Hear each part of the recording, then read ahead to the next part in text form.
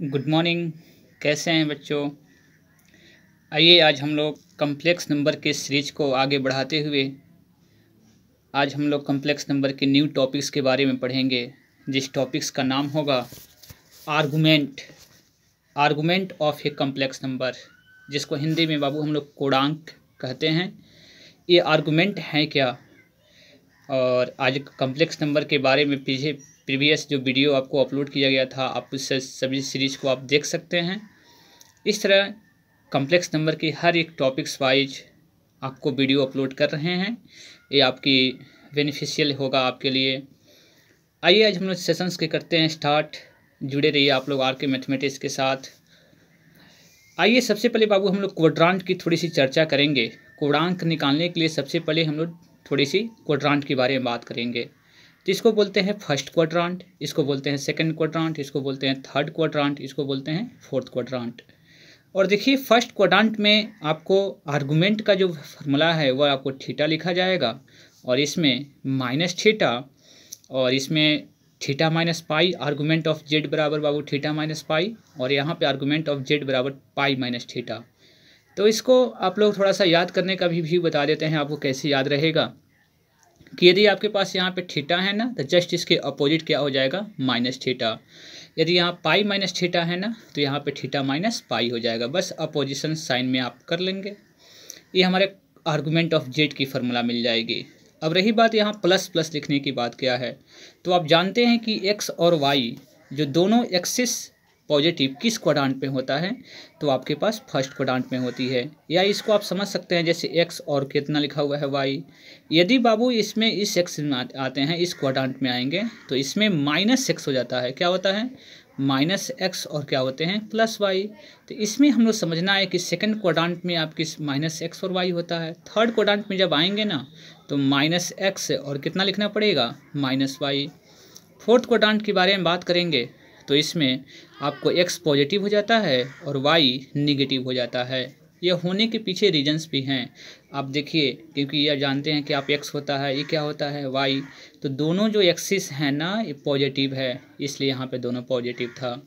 इसमें यह x dash होता है। x डैश होने का अर्थ क्या हुआ कि यह निगेटिव साइन में है। तो निगेटिव साइन में आपके पास x निगेटिव होता है और y इसमें क्या हो जाएगा, पॉजिटिव, इसलिए आपने माइनस एक्स और y लिखा है। इस क्वाड्रांट में आएंगे, बात करेंगे थर्ड क्वाड्रांट में, तो x भी निगेटिव होता है और y भी निगेटिव होता है, इसलिए बाबू माइनस एक्स और माइनस वाई लिखेंगे। फोर्थ क्वाड्रांट में आएंगे तो इसमें आपको हो जाएगा प्लस एक्स और y क्या हो जाएगा, माइनस। इसलिए इसमें इस क्वाड्रांट में जो भी पॉइंट आएगा, जैसे आपको x और माइनस, इसमें x और क्या आएगा, माइनस वाई आएगा। जैसे आपको क्वेश्चन देखिए, जैसे कोई पूछे आपसे कि 2 और -3 किस क्वाड्रांट का बाबू पॉइंट है, तो देखिए एक्स एक्सिस पॉजिटिव है और वाई एक्सिस निगेटिव है। तो एक्स एक्सिस पॉजिटिव और वाई एक्सिस निगेटिव है, इसलिए किस क्वाड्रांट में चला जाएगा, तो फोर्थ क्वाड्रांट में चला जाएगा। जैसे आपसे कोई पूछे कि -2 और 3 किस क्वाड्रांट में आएगा, तो देखिए यह एक्स एक्सिस पॉजिटिव है और वाई एक्सिस निगेटिव है। तो एक्स एक्सिस निगेटिव है और वाई एक्सिस पॉजिटिव है। तो एक्स एक्सिस निगेटिव है और वाई एक्सिस क्या है बाबू, पॉजिटिव है। तो किस क्वाड्रांट के बारे में बात कर रहे हैं, सेकंड क्वाड्रांट। इसलिए यह जो पॉइंट होगा बाबू किस क्वाड्रांट में जाएगा, तो सेकंड क्वाड्रांट में जाएगा। बात समझ में आ गई होगी। कोई भी पॉइंट का लोकेशन कहाँ होगा, अब आप इसे क्वाड्रांट की सहायता से बिल्कुल समझ सकते हैं। आइए हम चलते हैं बाबू, करते हैं start argument of A complex number. ये तो क्वाड्रांट की बेसिस आपने नॉलेज को थोड़ी सी गेन किया। अब चलते हैं बाबू, हम लोग करेंगे बाबू आर्गुमेंट को हम लोग डिनोट करते हैं। डिनोट मतलब सूचित करते हैं आर्गुमेंट ऑफ जेड से। ARG लिखा हुआ है। ARG ऑफ जेड का अर्थ होता है आर्गुमेंट ऑफ जेड, अर्थात जेड का कोणांक निकालना है आपको। तो इसके लिए बाबू आर्गुमेंट की फार्मूला आपको दे दिया गया है। अब हमारे पॉइंट देखिए, सब आर्गुमेंट की फार्मूला है। आर्गुमेंट ऑफ फोर्थ क्वाड्रांट में रहेगा तो आर्गुमेंट बराबर माइनस थीटा हो जाएगा। थर्ड क्वाड्रांट में यदि हमारा पॉइंट रहेगा तो वहाँ पे थीटा माइनस पाई लिखेंगे।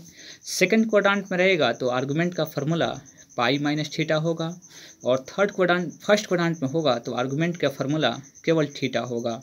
तो ये चारों बातें आपको अभी समझ में बिल्कुल आ जाएगी। हम आपको लेकर चलते हैं कैसे थीटा की वैल्यू हम लोग निकालेंगे। तो देखिए इसमें थीटा माइनस पाई, तो इसमें थीटा हम लोग तो चाहिए, तो थीटा की वैल्यू कैसे निकालेंगे, तो वहाँ पे tan थीटा बराबर एक फार्मूला देंगे हम लोग, मॉडुलस ऑफ बी बाई ए, अर्थात बी बाई ए, इसको मॉड पढ़ते हैं बाबू। तो tan थीटा बराबर कितना हो जाएगा, मॉड बी बाई ए, यहाँ से थीटा की वैल्यू निकाल लेंगे और थीटा की वैल्यू लाकर इसमें पुटअप कर देंगे, तो हम लोग किसी भी कम्प्लेक्स नंबर का आर्गूमेंट निकल जाएगा। इसलिए हम लोग थीटा की वैल्यू निकालने के लिए tan थीटा का आप यूज करेंगे। ये फार्मूला बिल्कुल आपको यूज करना ही करना है।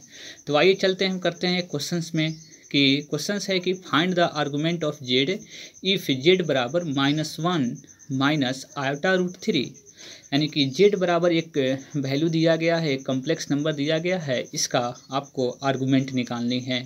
तो किसी भी कम्प्लेक्स नंबर का आर्गूमेंट किस प्रकार निकालते हैं उसको समझने का हम लोग प्रयास करेंगे। तो चलिए वी हैव सॉल्यूशन चलते हैं। वी हैव जेड बराबर -1 माइनस आयोटा रूट 3 हो गया।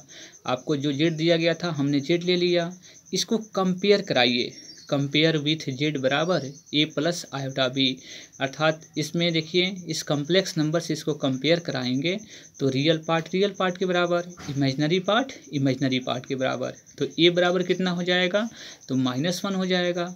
बी के प्लेस पे कितना होगा, तो -√3 होगा, क्योंकि माइनस जब आया है ना तो बी की वैल्यू कितनी हो जाएगी, -√3। तो ए की वैल्यू आपके पास -1 हो गया और बी की वैल्यू -√3 हो गया। अब देखिए आपको बताए थे ना tan थीटा की वैल्यू निकालना होगा, तो tan थीटा का फार्मूला आप यहाँ पे लगाइए। तो मॉड ऑफ बी बाई ए, अर्थात मॉड ऑफ बी बाई ए का फार्मूला लगाया। बी की वैल्यू कितनी मिली है, तो -√3 बाई कितना हो जाएगा, -1, क्योंकि ए की वैल्यू -1 है, बी की वैल्यू -3 है, तो लाकर हमने यहाँ पे पुट कर लिया। देखिए माइनस माइनस क्या हो जाएंगे, कैंसिल। तो मॉड से बाबू जानते हैं, मॉड से वो भले ए हो तो हमेशा ए ही आएगा, या -ए भी रहेगा तो ए ही आएगा, निगेटिव रहेगा फिर भी क्या देंगे, पॉजिटिव।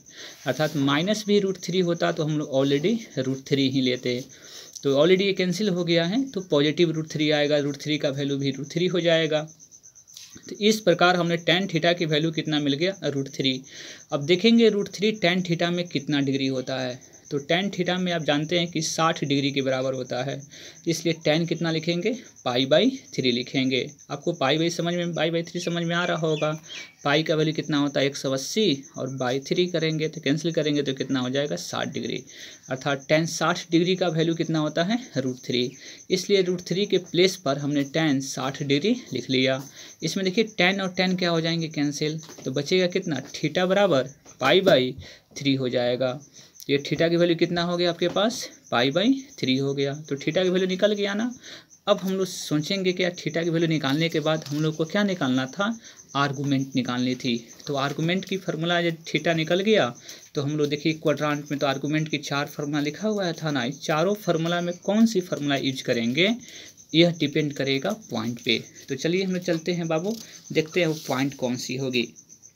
तो आपके पास जो ए और बी की वैल्यू जो मिला हुआ था, देखिए आपको बताते हैं, इसमें ए की वैल्यू कितनी मिली थी, -1, बी की वैल्यू कितनी मिली है, तो -√3। अर्थात ये पॉइंट आप समझ सकते हैं, -1 और -√3 लिखने में कोई प्रॉब्लम्स नहीं है, क्योंकि यह काम करेगा x एक्सिस का और ये काम करेगा y एक्सिस का। तो इसलिए -1 और -3 हमारे पास पॉइंट आया हुआ है, वह किस क्वाड्रेंट में लाई करेगा। तो देखिए दोनों नेगेटिव में है। जब दोनों नेगेटिव में होते हैं ना, तो आप चार्ट को समझिए बाबू, ये दो ऑलरेडी दोनों नेगेटिव है। इसमें क्या होता है, नेगेटिव पॉजिटिव होता है, इसमें क्या होते हैं, पॉजिटिव पॉजिटिव होते हैं, इसमें पॉजिटिव और नेगेटिव होता है। तो आप समझ रहे होंगे बिल्कुल। तो यहाँ पे दोनों वैल्यू जो मिला हुआ है पॉइंट, ये दोनों नेगेटिव में है। तो नेगेटिव है तो किस क्वाड्रेंट में है, थर्ड क्वाड्रेंट में। और थर्ड क्वाड्रेंट के आर्गूमेंट की फार्मूला थीटा माइनस पाई लिखे थे हम। आप देख सकते हैं यहाँ पे, देखिए थर्ड क्वाड्रेंट में हमने आर्गूमेंट की फार्मूला कितना लिखा था, तो थीटा माइनस पाई लिखा था। यदि सेकंड क्वाड्रेंट में आता तो पाई माइनस थीटा लिखते।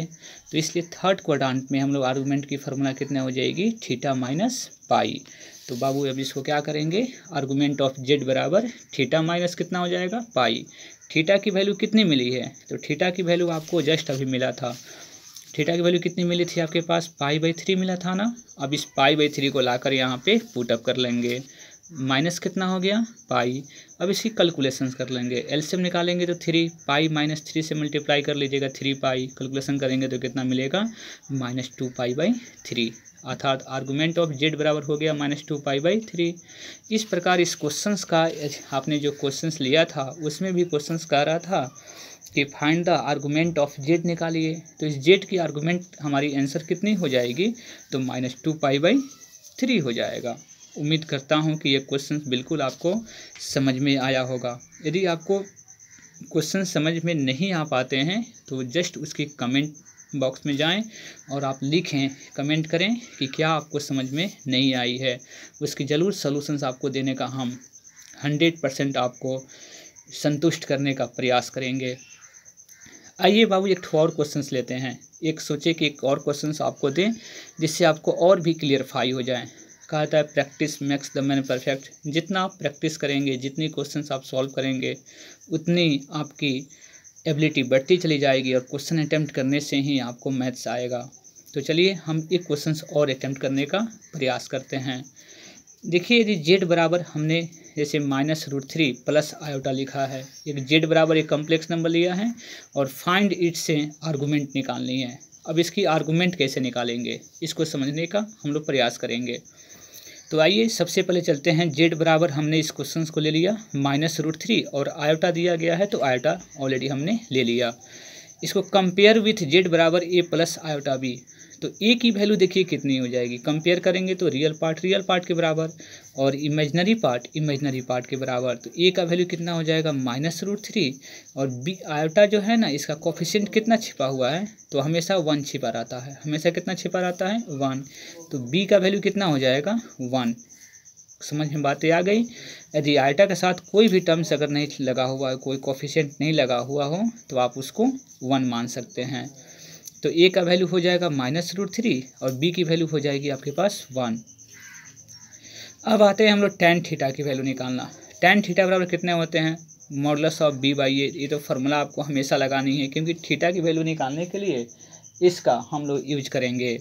तो आपके पास b की वैल्यू कितनी मिली है 1 और a की वैल्यू कितनी मिली है -√3, और आपको बताए थे कि मॉड से जब भी कोई एलिमेंट निकलेगा ना, कोई भी कांस्टेंट निकलेगा हमेशा पॉजिटिव में होता है, इसलिए 1 बटा कितना हो जाएगा आपके पास √3, 1/√3 हो गया।